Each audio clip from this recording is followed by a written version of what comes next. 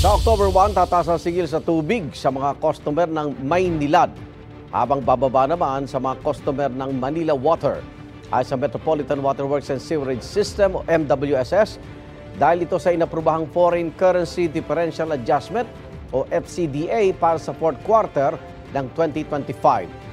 40 centavos po ang dagdag singil sa Maynilad customers na kumukonsumo ng 10 cubic meters kada buwan.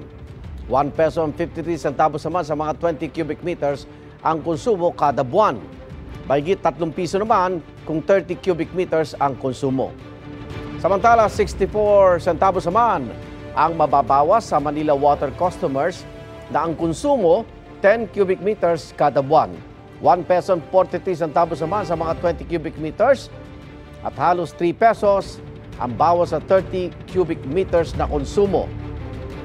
Hindi na maapektado ang water bill ng mga naka-enhanced lifeline rate.